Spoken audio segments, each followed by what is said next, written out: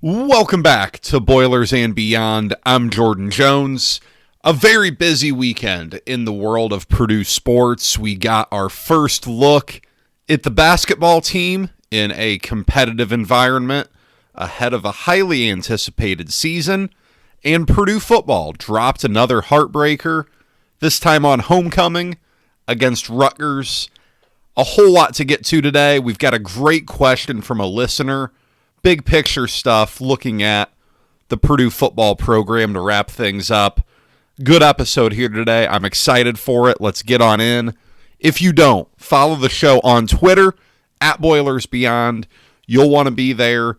A lot to talk about. Purdue football this month, Purdue basketball for the rest of the season. There's going to be a ton to talk about. Join the conversation there. Send questions. Email the show, boilersandbeyondpod@gmail.com. As I said, got a great one here this morning that we'll talk about. And you can also DM me on Twitter there, @BoilersBeyond. Be sure to subscribe so that you don't miss a thing throughout this season. Kentucky 78, Purdue 65 in an exhibition game on Friday night down in Rupp Arena. There was a lot of buzz about this game, and for good reason. You look at this is the number one team in the preseason AP poll going on the road to take on the number 9 team in the preseason AP poll. This is a team that is probably the most known commodity in the sport, with the Kentucky team that is trying to build off of a good year one under Mark Pope. A lot of excitement there.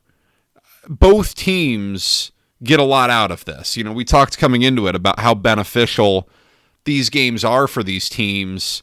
Something I kind of forgot about is that teams approach these in really different ways. And I don't know how much Kentucky prepared for this. I do have a hunch it was significantly more than how much Purdue prepared for this. You know, you saw early on, Kentucky was coming at Purdue with doubles. You saw Kentucky was really forcing the ball out of Trey Kaufman-Wren's hands, trying to get him off of spots, things like that. Things that you only see from a team that really game planned for this. And Matt Painter said as much in the post-game press conference. The SEC Network broadcast told you as well that Kentucky prepared more than Purdue did. Matt Painter acknowledged that Purdue really just focuses on itself in these situations. It doesn't do a ton of opponent-specific scouting. You saw that at Arkansas a couple years ago when Eric Musselman was very proud of the fact that his team had spent the summer watching film of Shaquille O'Neal for how to defend Zach Edey. I didn't get to watch last year's Creighton exhibition. That was streamed on some obscure deal out in Nebraska and was never available. But I think it was pretty obvious here that Purdue didn't prepare a ton. Kentucky prepared more. How much Kentucky prepared, I don't know. The fact of the matter is Kentucky was better than Purdue on Friday. However you want to slice and dice this, it comes back to that Purdue played a really good team. I think Kentucky looks like a legitimately good team, and Purdue shot really poorly.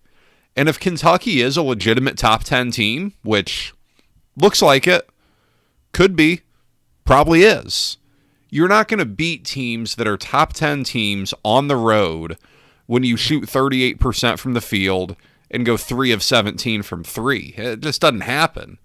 How many times has that formula worked to go on the road and beat a really good team? There's no reason to panic here. Purdue's fine.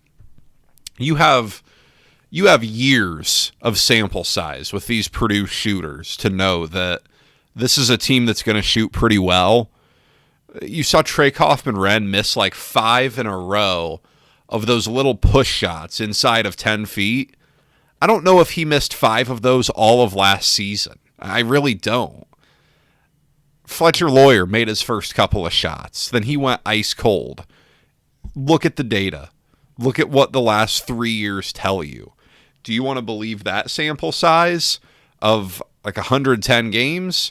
Or do you want to believe this sample size of one game where he went cold? I'll stick with the big one. Braden Smith, 0 for 3 from deep, 3 of 9 from the field. He's a better shooter than that.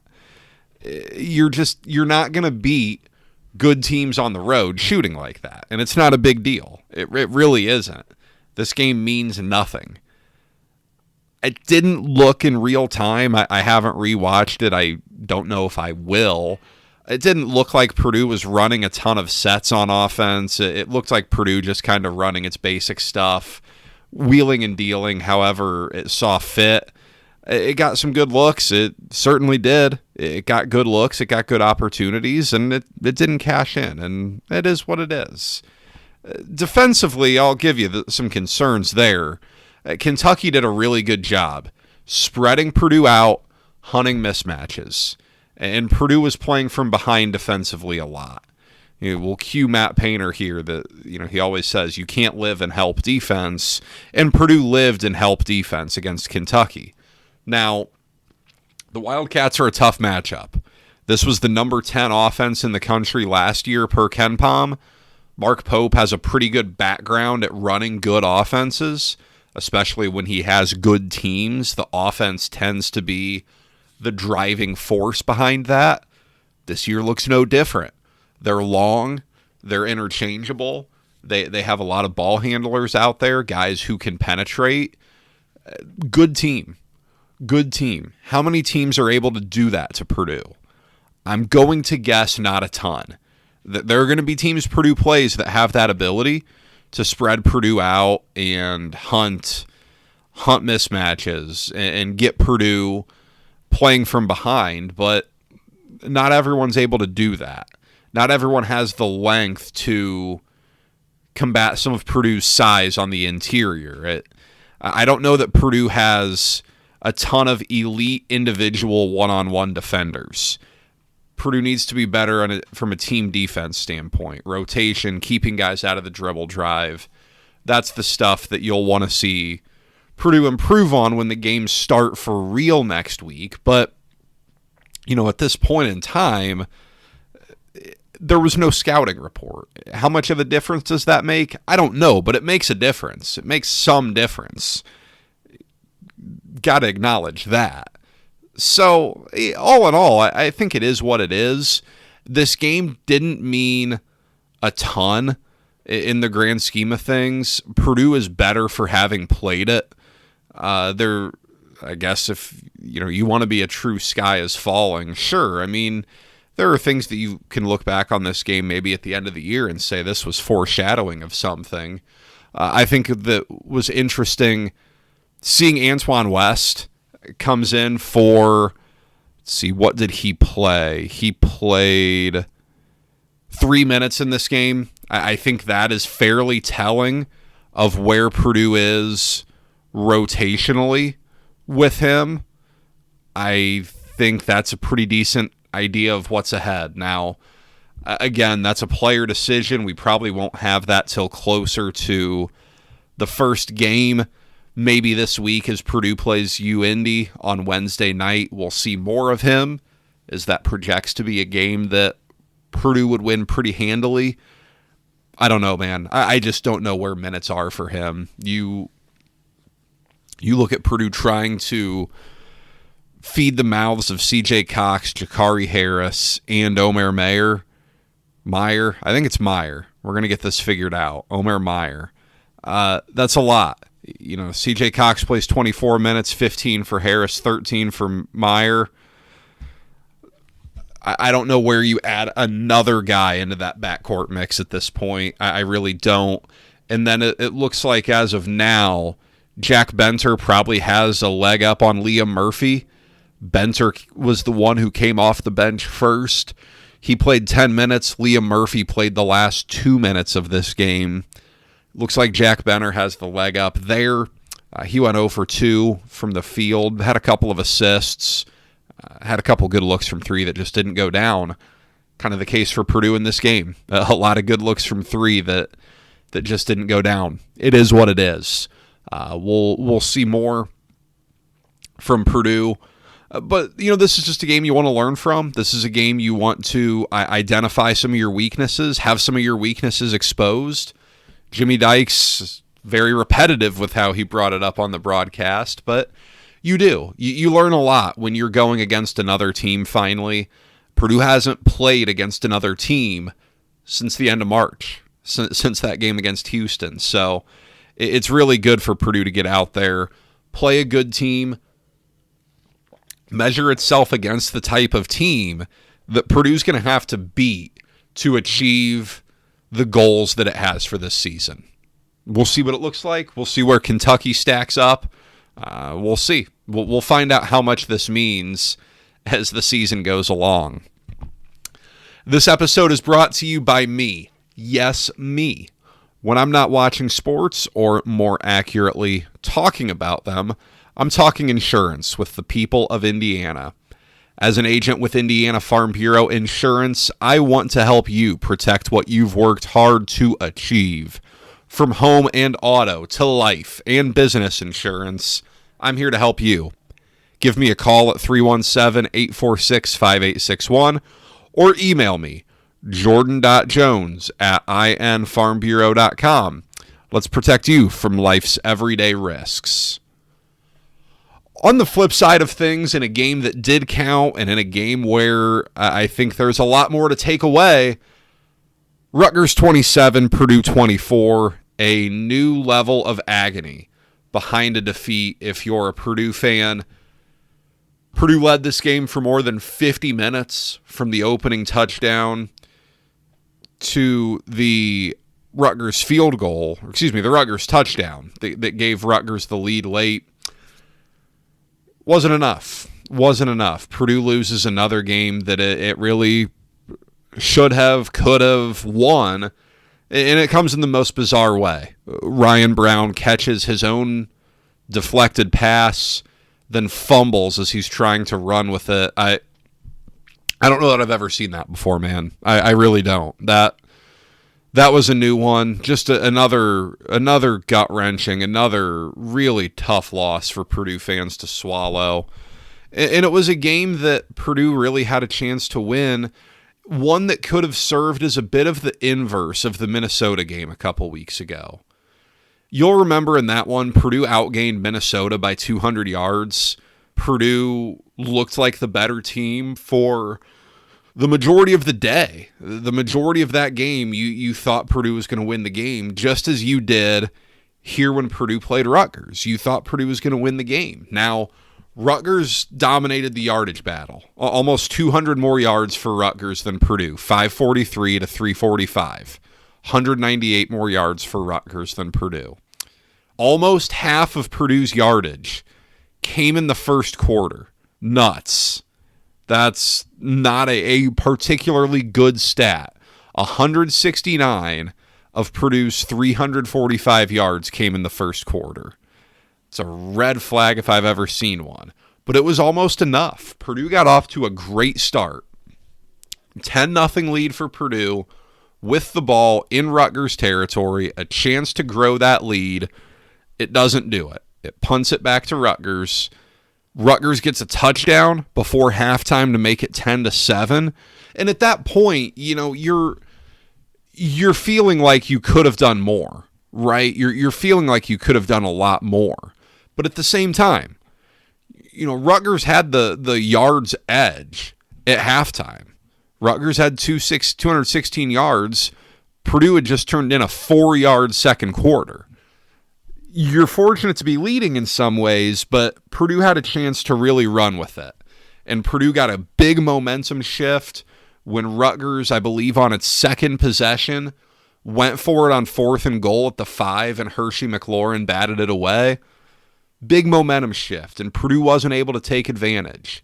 But Purdue comes out in the second half, and on that first drive, Purdue goes down and scores, and then gets a 3-and-out, and it's 17-7, and Purdue's got the ball, doesn't take advantage. And all of that comes back to bite Purdue. The offense was just not good enough on a down-to-down basis. The explosive plays were nice. I mean, early on, it was the Malachi Thomas show. He has a big, long run to set up a touchdown. He has a long catch. I believe that set up the field goal. But when you look at this on a play-to-play basis, Purdue had 5 rushing attempts go for 154 yards. If you take those 5 out of the equation, which isn't not how this is done, but if you take those 5 out of the equation, Purdue's below 3 yards per carry, about 2.8. On a down-to-down basis, Purdue was not running the ball tremendously well. I know it's not totally fair to take away those big runs because that's part of it. That's part of why you run the ball, is to spring those big plays and to kind of spring that leak in the defense. But, 3 of those went for 32 or more. You had a 32, a 37, and a 57. You had a 17-yard run by Maccabee, and you had a scramble of 11 by Ryan Brown. You had 3 really big runs. The rest of it, not all that great on a down-to-down basis. So I get the idea that Purdue needs to commit to the run more, but if it's not busting open these big plays, you're not having a ton of success. You're not getting 4 yards, 5 yards just on the snap of a finger. The passing game was poor. I don't know whether Ryan Brown's injury played a role in his performance or not. I wasn't really expecting him to play, and then you see the availability report come out, and he does play, but he wasn't particularly sharp. Downfield, nothing was doing. And Purdue tried to take some shots downfield on Rutgers. This was a really bad pass defense coming into the game, and Purdue wasn't able to take advantage of that. 13 overall, and we'll factor in Malachi Singleton here, but 13 for 23, 128 yards. I mean, that's less than 6 yards per attempt. That's just not good enough, especially when you're playing a defense that's not very good. I don't know. Look, there's so many layers to this onion that is Purdue's struggles here, but even just the pass game, I don't think Ryan Brown is great. The last couple of games for him have really been rough. I don't know that Malachi Singleton is terrifically better. It's not like you've seen anything from him as a passer this year that really makes you say, wow. Purdue does use him more in these special packages. Barry Odom said if a guy deserves to be on the field, we're going to make sure he gets on the field, and he says Singleton deserves to be on the field. So he's out there, and he does some fine things with his legs, but Purdue doesn't have a passing game that's real dynamic. I don't want to say that it's regressed, but it hasn't continued to get better as the season goes on. That comes with the catch-22 that the wide receiver play hasn't been great. These guys that really shined early on have started to fade away a little bit. Is that more tape? Is that the season wearing on them? I don't know. But you got more drops. You thought you turned a corner there last week. No drops. Bam, there's 3 of them this week. A couple of usual suspects as well. You just, all in all, from the Purdue offense, the tight end room without Burren is nothing. It's a blocking room. It's an extra blocker. That's all it is. Christian Earls, Christian Moore, I don't even know if they've been targeted this year. They're blockers. So you don't have that much dynamic ability in your pass game, and it's all reflected. It all comes together here. 24 points was not going to be enough to win this one. It just wasn't. You don't come into a game like this thinking we're going to score 24 and try to hold on to win, because you gave up 543 yards. That number, you're fortunate to only give up 27 points. And again, you got a 4th and goal early on, and Rutgers comes away scoreless from the 5-yard line. Then Rutgers misses a 45-yard field goal in the second quarter. There's points, right there. That gets you to 33, 37 points. It's a bigger game. KJ Duff, 241 receiving yards, the most by a Purdue opponent since 1983. Man, not great. Not great. And the hard part of this, Purdue generated some pressure. Purdue recorded 5 sacks. There were some throws where Kaliakmanis was really pressured. But when he didn't get pressured, guys were wide open. You saw him. Some throws where he got hurried, where he had to get the ball out fast. He wasn't close. But when he had time, I don't know that he had an incompletion when he had time. I can't think of one. It wasn't a good showing for the Purdue defense. The secondary is just out of options. You can talk about putting in new players all you want. There's a reason why the guys that are playing, and the secondary just isn't enough. The run defense is okay, but Purdue misses too many tackles. It wasn't a good enough day. And Purdue's offense couldn't do the defense enough favors. It ended up asking the defense to do more than it was capable of. Just a gut-wrenching loss, man. A gut-wrenching loss to cap a month where Purdue had chances to win games. This was the gotta-have-it month. You looked at the schedule as soon as it came out, and you circled October as the month that would define this season, because you were probably going to go 2-2 in September. If you were going to beat Southern Cal or Notre Dame, wow, that would have been really something. If you were going to lose to Ball State or Southern Illinois, that would have equally been really something. But you were probably going to be 2-2. And you look at November, and it's November. Look at that schedule. It's not pretty for Purdue. This was the month you had to have something. And you lose that game in Minnesota in a really tough manner. A game you should have won. And then you no-show at Northwestern, 19-0. Just all around bad. Then this happens.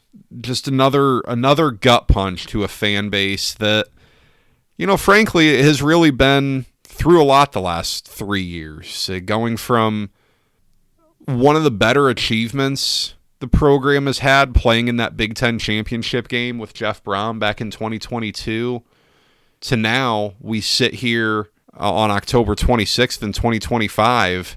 Purdue won 8 games that season. Purdue's only won 7 games since. Purdue's only won 7 games in the last two and 2/3 of a season.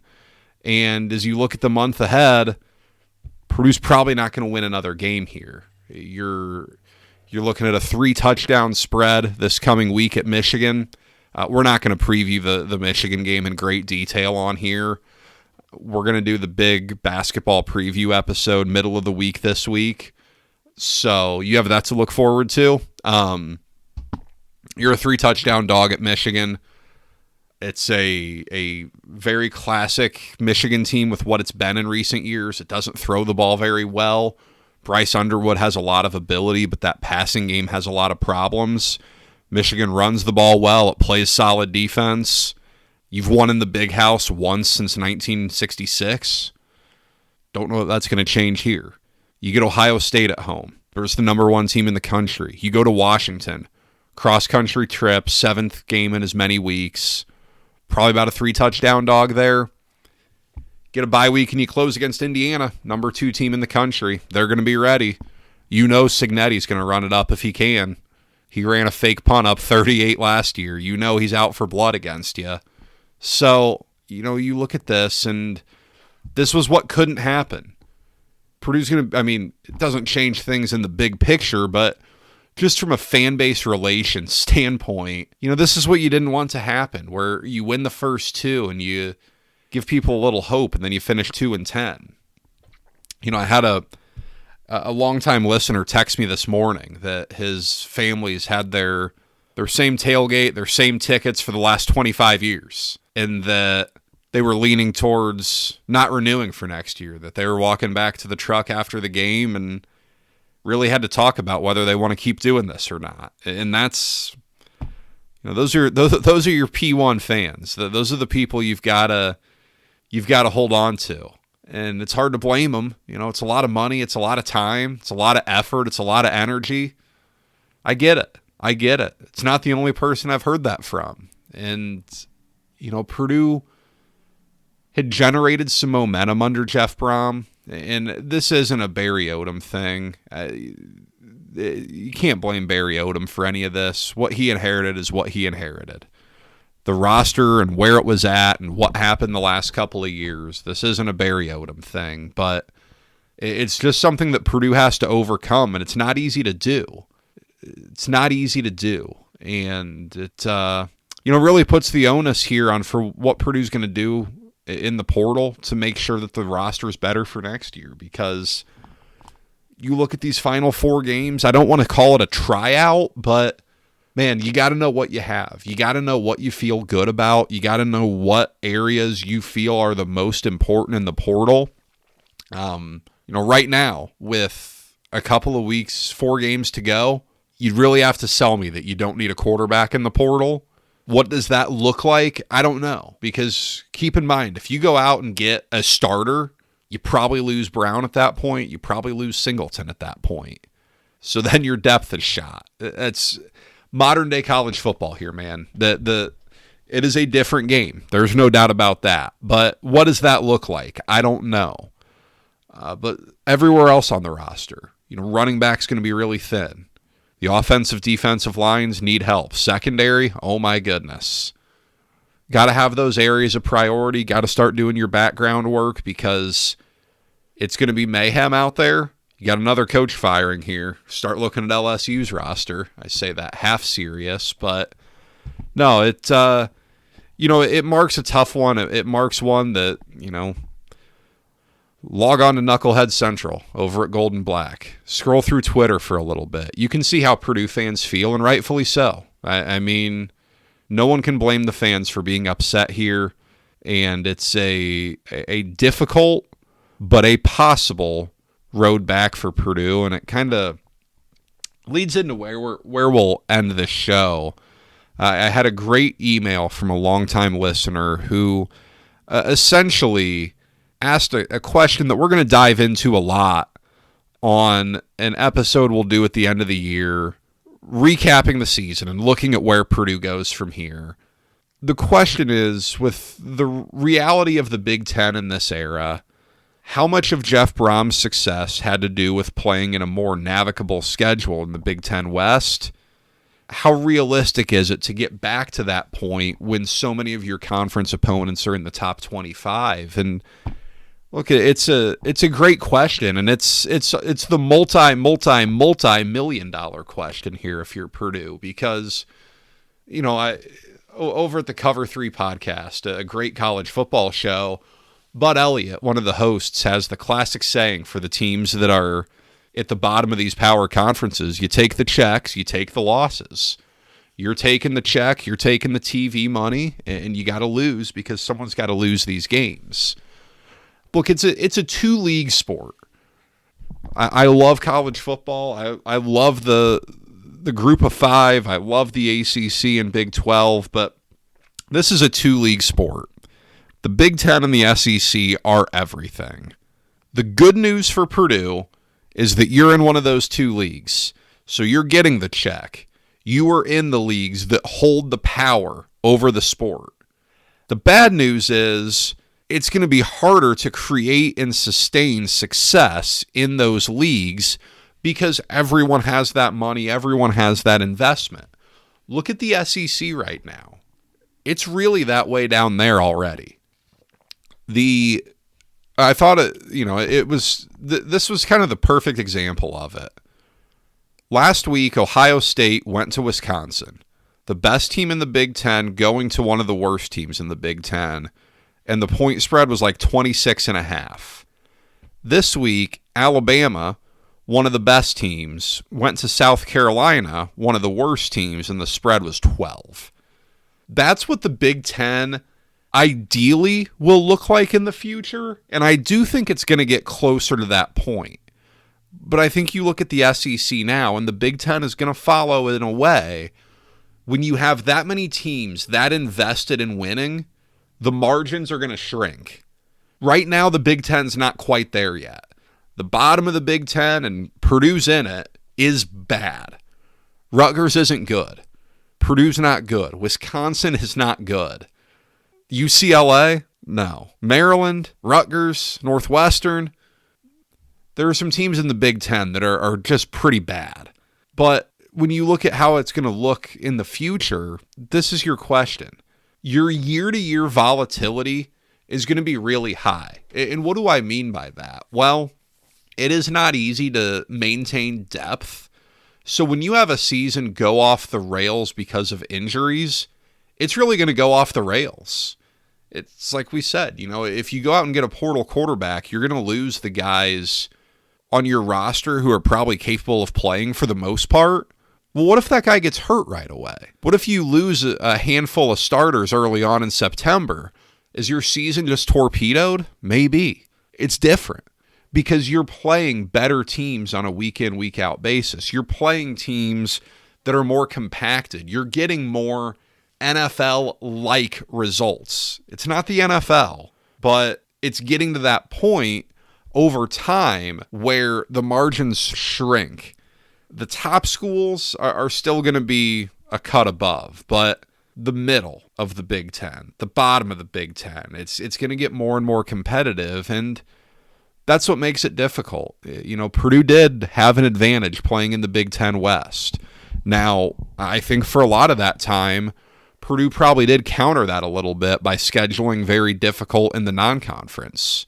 Purdue still played some pretty decent schedules in those years, but Purdue didn't have to play Michigan, Ohio State, Penn State all that frequently. You slice it, you dice it however way you want.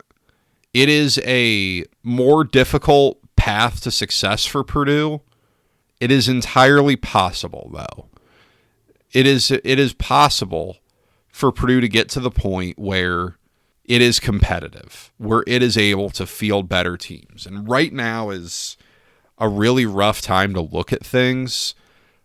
But I do see a path to years where Purdue is better. Are you going to maintain success like Purdue did under Joe Tiller, where it went to 10 bowl games in 11 years? Probably not. But can you have those years where you win 7-8 games and you make a little noise? Yeah, you can. You just got to be a little patient, and you've got to be willing to go through some years where it doesn't go your way, where just everything goes wrong, because I think that's going to be a part of it. It's convoluted. We'll talk about it in more detail here as the offseason arrives. But look, I get it, guys. Not a great time for Purdue football here. There's a lot of angst, a lot of frustration out there. I get it. That's a good thing. It means the fans haven't quit yet, and that's the biggest threat, is the fans not caring. And we'll see what season ticket sales look like next year. I don't know. We'll see. Purdue's got its work out ahead of it, but Purdue came out of the Darrell Hazell era and come out of about anything. It can be done. So that's what I've got for today, guys. Midweek here, Purdue basketball preview episode. A long deep dive into the basketball team this year, what to expect. Talk about every player on the roster. Talk about the schedule. Good, bad, all of that. We'll break it down. Fun episode ahead for you. Until then, follow on Twitter @BoilersBeyond. Send me questions. Twitter there, or email me, boilersandbeyondpod@gmail.com. Subscribe wherever you get your podcasts. Talk to you later this week, guys. Take care.